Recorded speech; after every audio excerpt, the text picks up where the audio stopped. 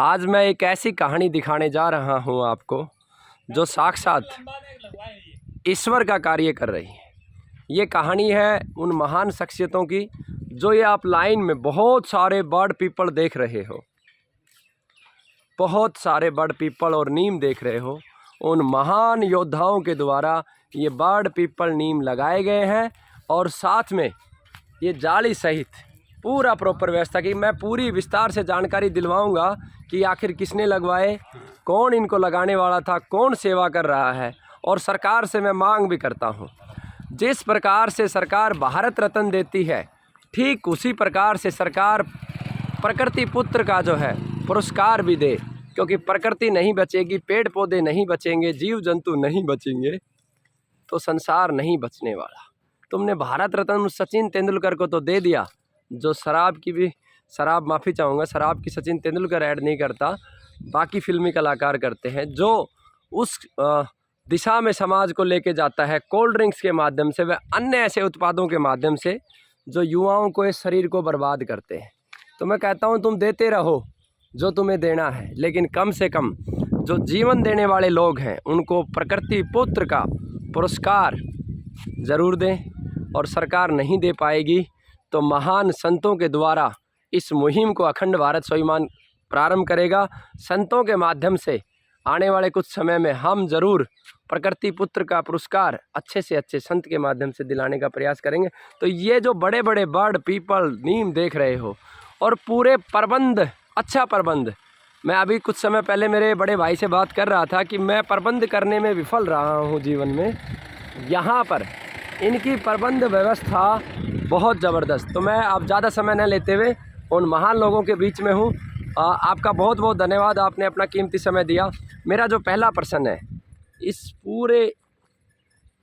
पूरी जो रचना है, परमात्मा की जो रचना है, इसका मस्तिष्क कौन है, किसने ये सोचा? डॉक्टर सुधीर लांबा है हमारे गांव में जी। वे अभी आजकल प्रिंसिपल सतनाली गवर्नमेंट कॉलेज में हैं जी।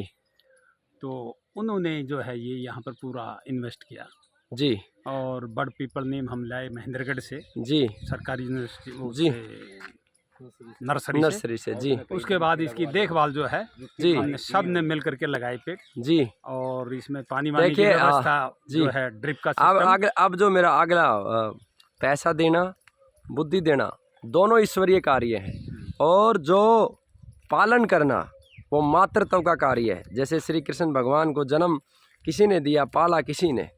अब मैं जानना चाहूँगा कि इनको पालने वाले कौन है? इसमें पानी वानी की व्यवस्था, अब ये ड्रिप सिस्टम है, उसको कुएं को मैं चलाता हूँ। आपका शुभ नाम क्या है? मेरा नाम है, मैं सेना से रिटायर हूँ, सूबेदार मेजर मनीराम गोयल। मनीराम गोयल। हाँ, इसको रात को 9 बजे के बाद हम इसमें आपके माता पिता का और नाम हम जानना चाहेंगे। माता पिताजी का नाम श्री ब्रह्माराम जी और माता जी श्रीमती मूर्ति देवी। कहते हैं कि माँ बाप कभी इंसान नहीं हो सकते, साक्षात देवता के उसमें होते हैं, क्योंकि आप जैसे पुत्र को तैयार करने में अगर किसी का योगदान है तो आपके माँ बाप का। आपको वंदे मातरम है, आपको ढेर सारी बहुत बहुत शुभकामनाएं। और कौन कौन इसमें शामिल है उनसे परिचय करें। नमस्ते जी। नमस्ते। आप जैसे दिव्य पुरुष के सामने हमें खड़े होने का अवसर दिया ईश्वर ने, उसके लिए ईश्वर के आभारी हैं। बताएं आप क्या क्या सेवाएं कर रहे हैं और आपका नाम क्या है? ओम प्रकाश नाम है जी। जी। आपके माता पिता का क्या नाम है? जुगलाल। और माता जी का? सोना देवी। बहुत पुण्य व्यक्ति, साक्षात ईश्वर के स्वरूप में है आपका माता पिता, जिन्होंने आपको ये संस्कार दिए। आनंद आता है इन पेड़ों की सेवा में? हाँ, खूब आनंद आवा है जी। और रात दिन रुपया रहा पर जी को गंजामा जी नहीं लगता। कभी कभी ऐसा लगता है कोई संकट आए पेड़ के पास जाए तो संकट भी दूर होता है? खूब होता है जी।